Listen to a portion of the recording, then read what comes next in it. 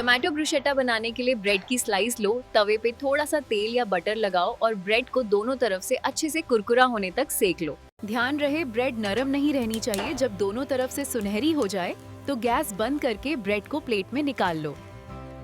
अब एक अलग बाउल लो और उसमें बहुत बारीक कटे हुए टमाटर डालो। इसी बाउल में बारीक कटा लहसुन, थोड़ा सा हरा धनिया, नमक, काली मिर्च और थोड़ा सा तेल डाल के अच्छे से मिक्स कर। ये टमाटर का मिक्सचर हमेशा परोसने से पहले ही बनाना, नहीं तो टमाटर पानी छोड़ देगा। अब कुरकुरी ब्रेड के ऊपर ये ठंडा टमाटर का मिक्सचर अच्छे से फैला दो।